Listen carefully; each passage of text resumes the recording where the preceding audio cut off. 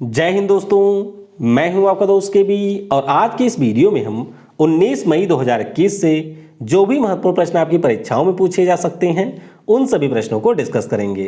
तो पूरा वीडियो बहुत ही ध्यान से देखिएगा। इस वीडियो की जो पीडीएफ फाइल होगी वह आपको टेलीग्राम चैनल केवी गुरुजी या फिर kbguruji.in के ऊपर मिल जाएगी, तो वहां से आप इसके पीडीएफ को डाउनलोड कर सकते हैं। तो चलिए इस वीडियो की हम शुरुआत करते हैं। पहला प्रश्न है, सैटेलाइट इंटरनेट सेवा प्रदान करने के लिए स्पेसएक्स ने किस कंपनी के साथ में समझौता किया है?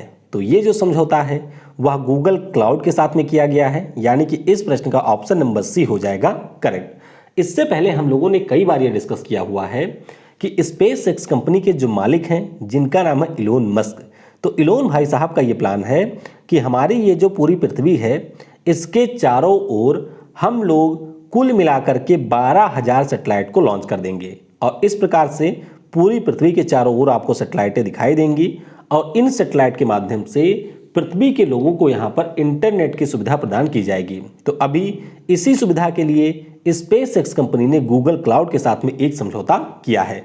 मिशन का नाम आपको याद रखना है, इस मिशन का नाम है स्टारलिंक मिशन, जो कि शुरू किया गया था स्पेसएक्स कंपनी के द्वारा। स्पेसएक्स की बात करते हैं तो 2002 में इसकी स्थापना हुई थी। मुख्यालय आपको कैलिफोर्निया में मिलेगा और इसके वर्तमान में सीईओ हैं, इनका नाम है इलोन मस्क। तो अभी ये जो समझौता हुआ है इसके अंतर्गत 2021 से ये जो इंटरनेट की सुविधा है उसको शुरू कर दिया जाएगा स्पेसएक्स कंपनी के द्वारा। तो इतनी सारी चीजें आपको यहां से याद रखनी है। वीडियो में हम लोग आगे बढ़ें उससे पहले एक बार मैं फिर आपको बता दूं कि अगर आपने अभी तक मुझे अनअकैडमी के ऊपर फॉलो नहीं किया है तो डिस्क्रिप्शन में आपको मेरी प्रोफाइल की लिंक मिल जाएगी, उसके ऊपर क्लिक करके आप मुझे वहां पर फॉलो कर सकते हैं। यहाँ पर डेली आपके ग्रुप डी एग्जाम के लिए क्लासेज होती हैं, तो इन क्लासेज को आप लोग ज्वाइन कर सकते हैं। 3:30 बजे हम लोग आरआरबी ग्रुप डी का जो आपका एग्जाम हुआ था 2018 में उसके प्रीवियस ईयर क्वेश्चन को डिस्कस करते हैं। इसमें आपके जो करंट अफेयर के क्वेश्चन होते हैं वो 2020-21 के क्वेश्चन रहते हैं। बाकी साइंस और जीके के हम लोग पुराने जो प्रश्न पूछे गए थे उन प्रश्नों को डिस्कस करते हैं। आज रात 10 बजे वाली जो क्लास होगी वह आपके लिए और ज़्यादा महत्वपूर्ण है। इसमें हम लोग अभी तक यानी कि मई 2021 तक जो भी आपके पुरस्कार व सम्मान दिए गए हैं उन सभी के बारे में डिस्कस करेंगे। तो दोनों क्लास आप लोग ज्वाइन कर सकते हैं, इनकी लिंक आपको नीचे डिस्क्रिप्शन में मिल जाएगी, तो उसके ऊपर क्लिक करके आप इसमें इनरोल कर सकते हैं।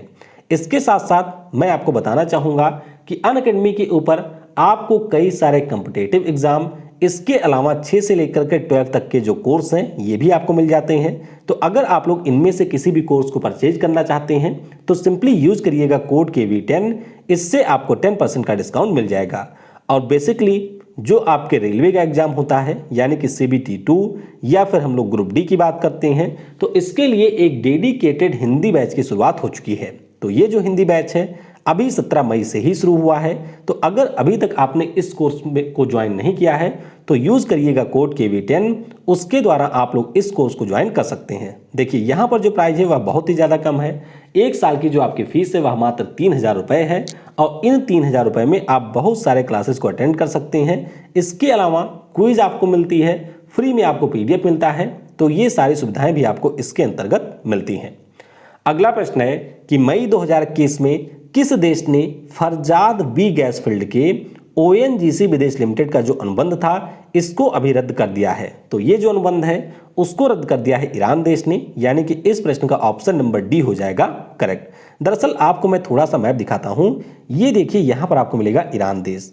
ईरान देश में ये आपका पर्शियन गल्फ है और पर्शियन गल्फ के पास में ही एक हमारा एरिया है जिसका नाम है फरजाद बी गैस फील्ड। तो हमारे यहाँ की जो ONGC कंपनी है उसका जो विदेश वाली इकाई है यानी कि ONGC विदेश लिमिटेड, इसके द्वारा 23 ट्रिलियन क्यूबिक फीट के गैस के भंडार की यहाँ पर खोज की गई थी। अब जाहिर सी बात है जब भी इस प्रकार के किसी गैस फील्ड की खोज होती है तो फिर इसको डेवलप करना होता है। तो ये जो अनुबंध था वह हमारे ONGC विदेश लिमिटेड को मिला हुआ था, लेकिन अभी ईरान देश ने इसको रद्द कर दिया है और अब ये जो अनुबंध है वह दे दिया गया है पेट्रोपर्स ग्रुप को, यानी कि जो यहाँ पर विकास कार्यक्रम था वह किया जाना था ONGC के द्वारा, लेकिन अब ईरान ने इसको रद्द करके पेट्रोपर्स ग्रुप को ये दे दिया है। तो याद रखिएगा फरजाद बी गैस फील्ड, ये आपको ईरान देश में मिलेगी। बाकी ईरान की बात करते हैं तो राजधानी इसकी तेहरान में है, मुद्रा यहाँ की है रियाल, और यहाँ के वर्तमान में राष्ट्रपति हैं, इनका नाम है हसन रोहानी। अगला प्रश्न है, मई 2021 में सुजुकी मोटर्स ने भारत के लिए बतौर प्रमुख किसे नियुक्त किया है? तो यहाँ पर नियुक्ति की गई है सतोशी उचिदा की। किसकी? सतोशी उचिदा की यहाँ पर नियुक्ति हुई है। तो इस प्रश्न का ऑप्शन नंबर सी हो जाएगा करेक्ट। अब ज़्यादा महत्वपूर्ण ये प्रश्न नहीं है, बस आपको ये ध्यान रखना है कि सुजुकी की अगर हम लोग बात करते हैं तो ये जापान की एक ऑटोमोबाइल कंपनी है। 1909 में ही इसकी स्थापना हो गई थी और वर्तमान में इसके अध्यक्ष ओसामू सुजुकी। अगला प्रश्न है, मई 2021 में हाउसिंग.com के द्वारा जारी रिपोर्ट के अनुसार स्वास्थ्य इंफ्रास्ट्रक्चर में हमारे यहाँ का कौन सा शहर पहले स्थान पे है? देश नहीं है, ये आपका शहर है। तो कौन सा शहर पहले स्थान पे रहा है? तो इस सूचकांक में अभी जो हमारे महाराष्ट्र का पुणे शहर है वह आपका रहा है पहले स्थान पर, यानी कि इस प्रश्न का ऑप्शन नंबर ए हो जाएगा करेक्ट। अब हाउसिंग.com के बारे में आपको पता होगा, जो कि हमारे घर से संबंधित डेटा को प्रदान करती है। तो इसी के द्वारा state of Indian health care के ऊपर एक रिपोर्ट को जारी किया गया।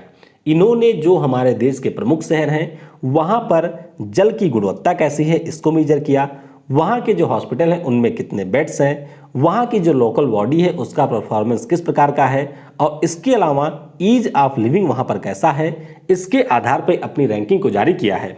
तो इसमें जो पुणे है वो आपका रहा है पहले स्थान पर। अहमदाबाद की बात करते हैं तो गुजरात का शहर है, ये दूसरे पे रहा। बेंगलुरु इसमें रहा है तीसरे स्थान पे, और मुंबई रहा है चौथे स्थान पे। देश की राजधानी दिल्ली की बात करते हैं तो वह इस सूचकांक में 8वें स्थान पे रहा है। अगला प्रश्न है, मई 2021 में किस राज्य की सरकार ने सब्जी के लिए MOMA मार्केट को लॉन्च किया है? तो ये लॉन्च किया गया है अभी मणिपुर की सरकार के द्वारा, यानी कि इस प्रश्न का ऑप्शन नंबर ए हो जाएगा करेक्ट। तो अभी जो मणिपुर के सीएम है जिनका नाम है N बीरेन सिंह, इनके द्वारा जो आपके ताजे सब्जियों की होम डिलीवरी होती है उसके लिए मोमा नाम से एक ऐप को लॉन्च किया गया। मोमा का पूरा नाम है मणिपुर ऑर्गेनिक मिशन एजेंसी।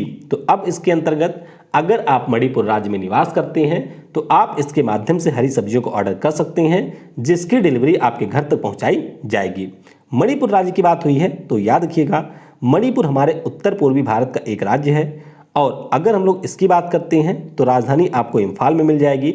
मुख्यमंत्री यहाँ के हैं N बीरेन सिंह, और वर्तमान में यहाँ की राज्यपाल है नजमा हेपतुल्लाह। यहाँ से आपको लोकसभा की 2 सीटें मिलेंगी, राज्यसभा की यहाँ से मात्र 1 सीट है, और यहाँ की विधानसभा में आपको 60 सीटें देखने को मिलेंगी। अगला प्रश्न है, वर्ष 2021 में विश्व बॉक्सिंग चैंपियनशिप का आयोजन कहाँ पर किया जाएगा? तो इसका जो आयोजन है वह सर्बिया की राजधानी बेलग्रेड में किया जाएगा। तो इस प्रश्न का ऑप्शन नंबर बी हो जाएगा करेक्ट। अगर आपको याद हो तो पिछले साल भी हम लोगों ने इसके बारे में डिस्कस किया था। पहले जो इसका आयोजन था वह हमारे देश भारत में किया जाना था, लेकिन जब भी इस प्रकार के टूर्नामेंट की मेजबानी किसी देश को दी जाती है तो उस देश के द्वारा इस खेल के लिए जो भी संस्था होती है उसको देना पड़ता है पैसा, और पैसा यहाँ पर पिछले साल भारत नहीं दे पाया था, जिसके कारण ये जो मेजबानी है वह दे दी गई सर्बिया को। तो ऑप्शन यहाँ पर सर्बिया हो जाएगा करेक्ट। तो आयोजन कब होगा? तो 26 अक्टूबर से लेकर के 6 नवंबर 2021 तक आयोजन होगा। AIBA की बात करते हैं तो मुख्यालय आपको लोजेन में मिलेगा। इसके अध्यक्ष उमर क्रेमलियो। इससे पहले जो इसका आयोजन है वह आपके 2019 में हुआ था। कहाँ पर? अगर आपको याद हो तो रूस का जो एकातेरिनबर्ग नाम का शहर है वहाँ पर 2019 में इसका आयोजन हुआ था। तो पुरुषों का ये विश्व बॉक्सिंग चैंपियनशिप है जो कि सर्बिया की राजधानी बेलग्रेड में आयोजित किया जाएगा। अगला प्रश्न है, मई 2021 में किस राज्य की सरकार ने ब्लैक फंगस को अधिसूचित रोग घोषित किया है? तो ये घोषणा की है अभी हरियाणा राज्य की सरकार ने, यानी कि इस प्रश्न का ऑप्शन नंबर सी हो जाएगा करेक्ट। अब अधिसूचित रोग घोषित किए जाने का मतलब क्या होता है?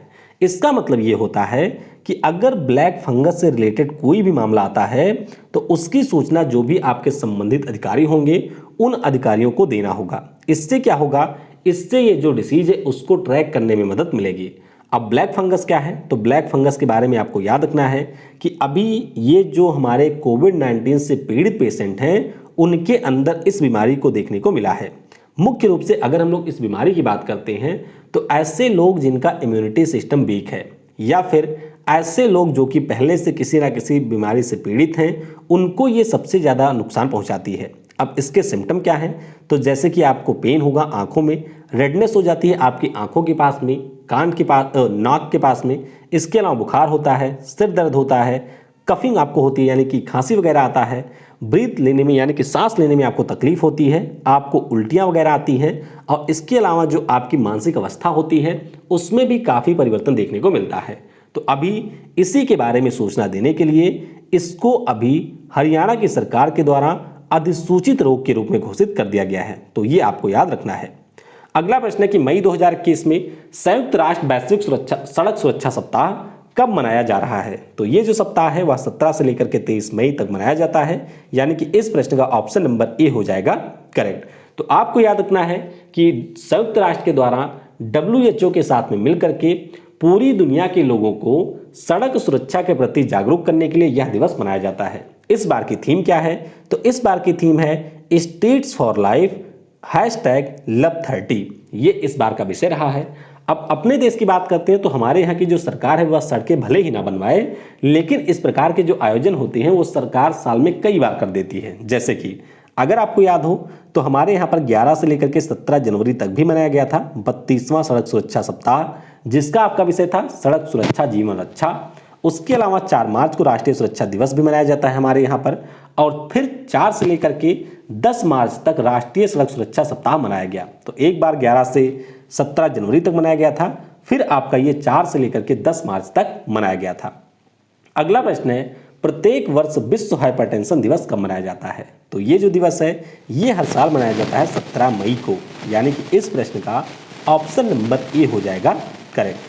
तो हाइपरटेंशन के जो भी आपके सिम्टम होते हैं या फिर इससे किस प्रकार से बचा जा सकता है उसके बारे में लोगों को जागरूक करने के लिए यह दिवस आपका 17 मई को मनाया जाता है। विषय आपके लिए महत्वपूर्ण है तो ध्यान रखिएगा।